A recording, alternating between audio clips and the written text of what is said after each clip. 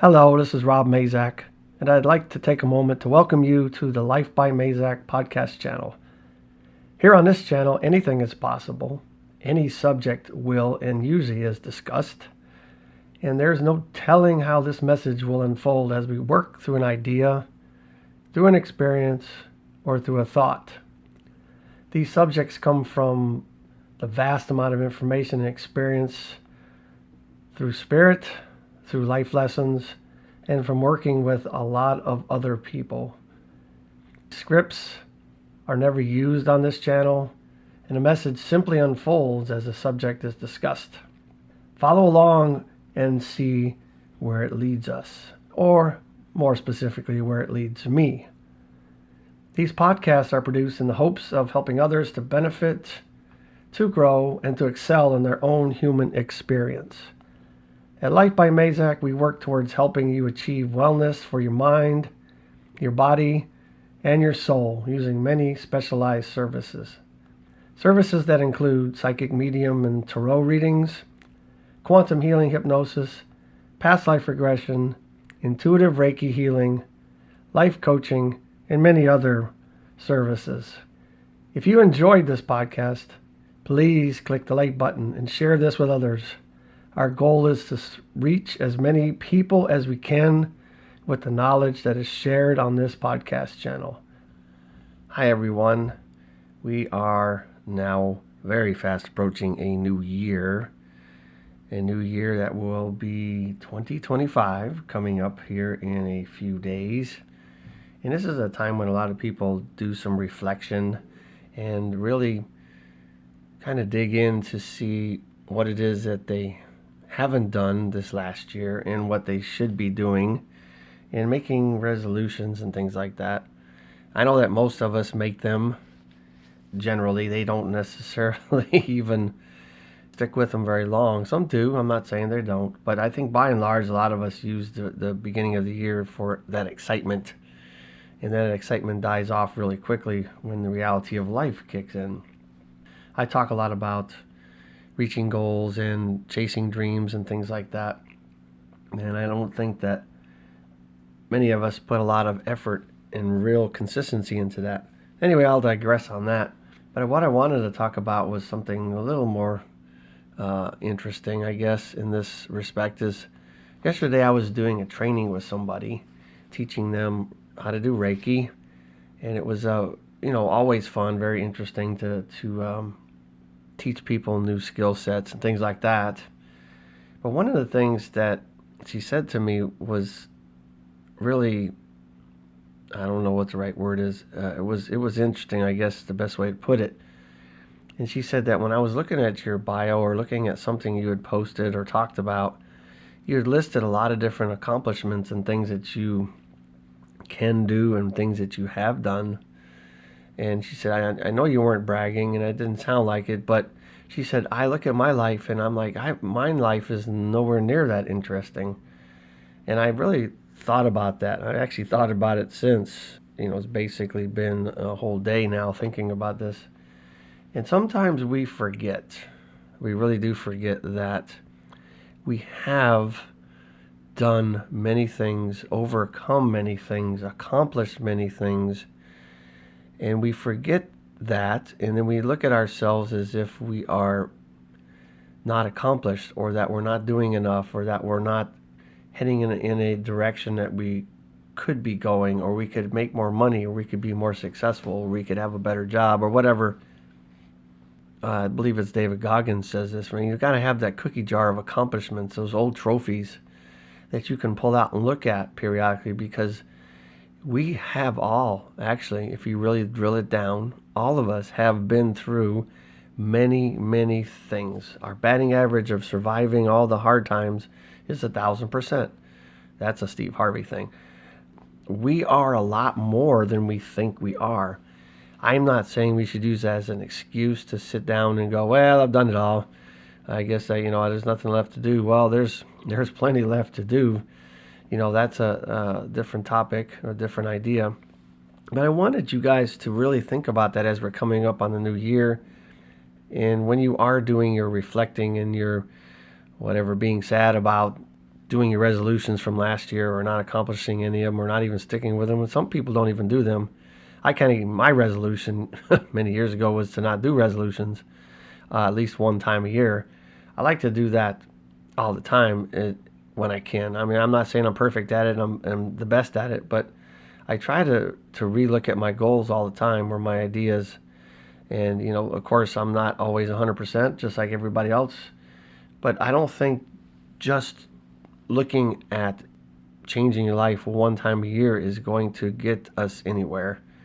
And I don't know wherever that is you'd like to go. But I would love for you guys to really make that laundry list of all the things you have done and look back at some of your old trophies and some of the old things you've done, just to kind of remind yourself, pat yourself on the back of all the things that you've actually done. That college degree perhaps that you struggle through, or those military schools, like in my case, that I've gone through that were just horrible fun to go through, right? But I did them, and I have all the proof of that. Doesn't mean I'm that skill set anymore.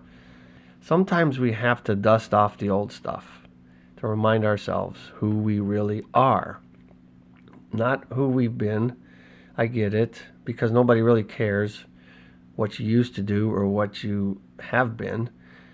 But I think it really helps us solidify the fact that we are a very strong human being and we've been through many things, and we're not giving ourselves enough credit. So, break out a piece of paper, get a document out. Maybe you like to do it on the computer. It doesn't matter, I guess. But really list out those things and really look at it. Because when I actually started to do that, I realized that the life I've had, even though many times it seems incredibly difficult, is something most people would die to have. I mean, I've done so many really cool things and gotten to do so many cool things, I should say. And it didn't feel like I necessarily made them happen or forced them to happen. I just, in the last, 10, 12, 15 years, I've learned to listen a little bit better and just kind of follow that. But, my earlier life, I remember it feeling like many things were kind of just dropped in, and I just learned to accept it and rolled with it. Did a little experiment one time where I wanted to see how many titles I could actually associate to me. How many titles that I carry and how many titles I have carried. Oh my gosh, the list is really long. And that doesn't make me anybody special. But the thing is, identifying ourselves as a human trait, human characteristic. We all want to be known for something. We all want to be somebody special. We all want to be that guy on the stage, that woman on the stage, up there with the giants. We want to be able to really make an impact on the world. And even though some people don't appear to have that idea or that goal, I think it's inherent with all of us that we would love to be known for centuries for the things we've done, the things we've accomplished. And why not, right? I mean, let's just face it, even being that accomplished, like some people are in this current reality, in this generation, a couple generations from now, nobody will have a clue. Nobody will remember anything about that. And so why do we even do those things? Why do we even strive to become somebody or become somebody important, do something important, change the world, whatever? If you think about it, it's almost defeating in some ways. The reason we do that, I think, is because it's about us. It's about our race. It's about something that we are supposed to be doing for us to improve ourselves, to become a better human being. I think that is why we are here. Well, I would venture so far to say is I know that's why we're here. Whether we have lives after this or not, it is not a debate we're going to have today. But if that is the case, we should be preparing for any future lives, and also taking this life that we have, assuming that maybe this is the only one we get. Why would we take this short time and do nothing with it? Let's do some things. Let's stretch ourselves. Let's put some effort into what we're doing and what our choices are and where we would like to go. I mean, let's just face it. We go through this life. We get up in the morning, we eat our breakfast, or we do whatever, or take a shower, go to work, same way, do the same things with the same people we probably would not like to hang out with normally if we had a choice, drive back the same way, sit down, have some dinner, hang out with the family, watch some TV, go to sleep, do it again. And then, next thing you know, it's 30 years have gone by, and it's like nothing seems to be any different. And so I guess that in a lot of ways it makes people feel very defeated, that we are really only here sometimes, at least the way it feels, and in survival mode and not in a mode of thriving. And where do you draw the line? How do you figure that out? What makes it worth it for you? No, that is a very individual thing, actually. I mean, because it's not the same for me, it's not the same for you, and it shouldn't be, because we're all very, very unique human beings, and there's not one more person that will ever be like me on this planet. I mean, exactly like me, that is. I mean, there's some that are probably pretty doggone close, but we are very unique and very special, and we all have to be here. And so what are we going to do with it? I'm not saying that we have to be, Alexander the Great or, somebody super special. It is whatever drives you, whatever makes you happy, whatever takes you to ecstasy or enlightenment or feeling good about yourself. That's what it's really about. It's not about anybody else. It doesn't even matter who you're married to or who you're with or what family you're born into or what country you live in. It doesn't matter. It's all about you. The universe is only concerned about you, the power of you, the power of one. Because yes, one person can change the world. One person can make things right. One person can really drive incredible change on this planet, this earth, this reality. I mean, all you got to do is look at people like Martin Luther King. One man, right? One man. I mean, it cost him his life, yes, but he was willing to push himself into that position and that stance to make a difference. And if you go out to a Martin Luther King march now, 50 plus years later, the impact is still amazing and massive and great. And it's all because of one man. And so let's also not look at things as it's just little old me and we can't change anything. I can't change anything. Well, that's not true. That's absolutely not true. Is it harder? Sometimes it feels harder. It absolutely does. It's nicer when people are on the same wavelength as you and they're, have the same beliefs as you and all that. But let's just face it, we are not here to impress everybody else. I mean, if you have that fancy car, that fancy truck, which I love, I want one too. I want them all. We all do. But the thing is, why do we want those? I mean, is it because we just like to have them because they're fun? Or are we more worried about how people view us out there on the highway? People will never, ever probably meet. Are we trying to impress those people? I don't know. I don't know if it matters. And it does matter to some people. On that note, sometimes it's not really about the things we have, but who we become. And when you're chasing goals and chasing ideas, chasing those fancy cars and houses and all the finer things in life, which we all want and we all should have.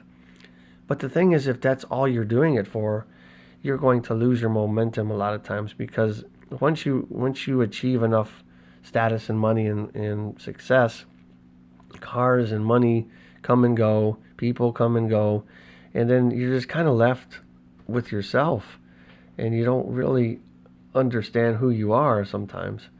And so you have to really kind of dig into that bigger reason. Why are we here?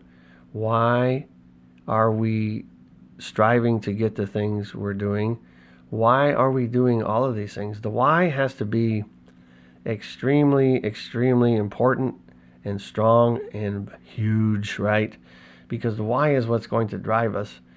And sometimes the how is not even our business. I mean, Les Brown talks about that. Our idea is to have the dream, to have the desire, and to have the work ethic to get it. But I was looking at or rereading that really fairly short book called As a Man Thinketh. It's fairly old. I think it was, it was written long ago. And it is not very long. And the thing about that book is it really talks about how thought creates and how thought does things for us that we can't do otherwise. So thought is very powerful. It does create. It does give us a bedrock and a direction and a garden that we're growing within ourselves. But the thing is that thought alone can do a lot of things, yes. But you can't just sit on the couch and have the thoughts and have the glory ideas and just expect it to show up. And sometimes it does, don't get me wrong. I can give you instances where it has for myself. But the thing is, we probably need a book that's titled As a Man Doeth. Because thinking alone is never going to solve the problem or the equation or what it is that you want out of life. That's probably the first place we got to start, because we got to convince our subconscious mind through our conscious efforts that this is what we want and this is why we want it. And then we have to actually do the work, right? We have to put the work in. And we have to then develop that belief system that those things are actually going to happen. I think that's probably one of the harder parts, because we can think ourselves into sickness and wealth and health and any way possible, and we can work ourselves to death and not go anywhere. You can run in place and not go anywhere, so you have to be smart about it. So you have to, kind of develop those goals as well, so that you're working smarter, not necessarily always harder. Because hard work is, yes, it is important, but hard work in the right way is also important. But that belief in yourself and that belief in your goal and your ideas and where you want to go is probably, in my opinion at least, the most difficult thing to achieve or to, no pun intended, to believe in. The belief system I'm talking about, I've used this example many times, but it makes sense. If you go onto Amazon or Walmart or anywhere like that, and you click through and you find some things you want to buy, you hit the buy button. You know that product will show up at your house at some point. There may be a delivery date, and it may or may not arrive on that date, but it is going to arrive. And you don't sit there and click it over and over and over and order it over and over again because you don't believe it's going to show up. You'll break your bank doing that, right? And many times we do that same thing, right? When we are praying or intending or thinking or doing things and our belief system is weak, our belief in what we're doing, and we keep asking for the same things over and over and over again, keep doing the same things over and over again, the incorrect way, so to speak, then we don't realize why we are not getting anywhere, right? Because we're not truly believing in what it is that we are striving for. That belief system, I don't know if I have the right answer or the exact way to develop that belief system, but that is probably the biggest part of the equation, is to believe that you can achieve those things that you desire, even if you don't achieve them, right? It's like shooting for the stars, and if you happen to land on the moon, that's still quite the achievement. And so in the process of chasing goals or dreams or ideas, I think also is where you are born. This is where you are made. This is where you become a better person. This is where you really thrive as a human being. You become just something so much better and so much different than you ever were. And sometimes it's even better to make the goal so big or the dream so big that you may never reach it. But, striving for it over, on and on and on, and working for it and thinking and believing and all those things will create the most amazing human being in the process. And so developing that belief system is super important. But you got to have many of the pieces and parts of that idea, because without one of those, you're not going to go anywhere. And I think also when you look at the way thought works and thinking works, I believe that thought is ours to have, and we have like 60,000 of them every day. Most of them are on automatic pilot, but we do have control of our conscious mind. We can control thoughts. But the thing is that we don't always even start goals or even reach goals because our thinking is not consistent enough. That's where the As a Man Thinketh book makes a lot of sense, because you have to stay the course even with your thoughts, right? Because if you are changing your mind, so to speak, over and over again, the universe or God or whatever you believe in that is hearing those things, they don't believe that you believe because you keep changing it. And so the idea is to really hone in on what it is that you want. And I think that's also a very big part of the equation, is most people have no clue where they want to go, so they don't like where they end up. It's no different than getting in your car, right? Just driving, no destination. And you might end up in some bad neighborhood and you're like, oh my goodness, how did I get here? Because you're not paying attention, you're not being purposeful about where you're going. Most of us would not choose to end up in a bad neighborhood or in a bad part of our life or working paycheck to paycheck, but we do it. And I think it's because we're just simply not being deliberate. And I think maybe that's the key, right? Deliberate in all things we do, to really just not allow our subconscious programming, the things we've learned and been entrained with, I guess is the word, to drive us instead of us driving ourselves. Our subconscious mind really is the ruler of us, and if we can learn to tap into that and control it and do things with it and change the programming, we can be places we could never even imagine sometimes. But we often just go through life and just do the same things over and over again, and like I said, wonder why we're not getting anywhere or why our life never changes. We have the same exact relationships all the time, and we can't understand why our comfort zone is our comfort zone, even though we don't like it. And here we are in the middle of it all the time. It's because we need to purposely and deliberately change. Because without change, guess what? Nothing changes. I know I've said many of these things on a lot of podcasts, but here we are at the beginning of the new year. And I know you guys are thinking about this stuff. I know you are. And and I am too, even though I don't like to per se make huge resolutions every year, at the same time at the beginning of the year. It is still a great time of reflection, because we all know that big change is coming in 2025.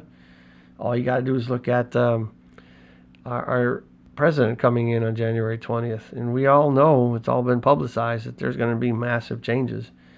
And so if we're not ready, if we're not stable, if we're not pushing ourselves, taking a stand on something, we're going to find ourselves in the midst of a real great chaos if we're not careful. I'm not saying the president is bad and his ideas are bad. I'm not saying any of that.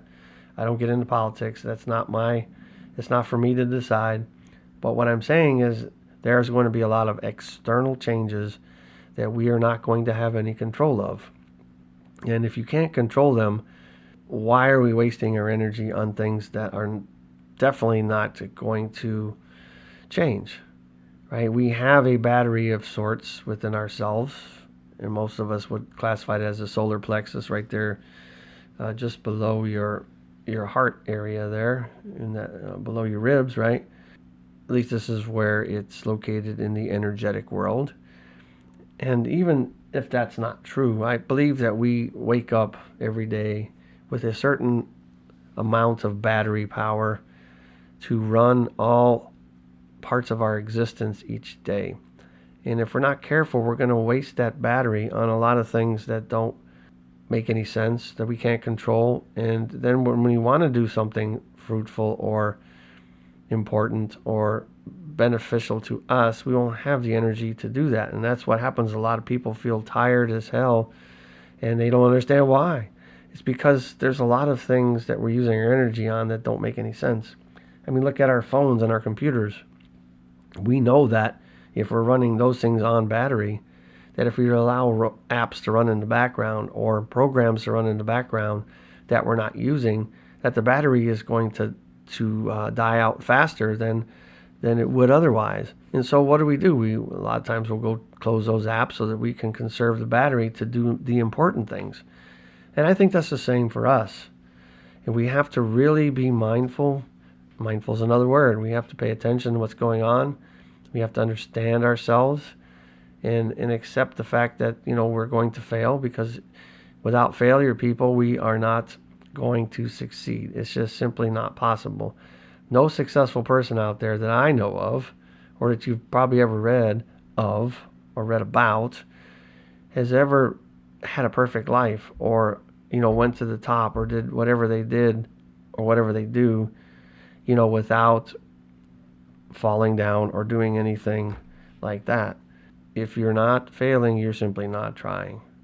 So once again, I encourage you guys to really dig down, reflect, decide what you want, and really go after that. Develop those things we talked about in there, right? Your belief system, your thoughts, your consistency.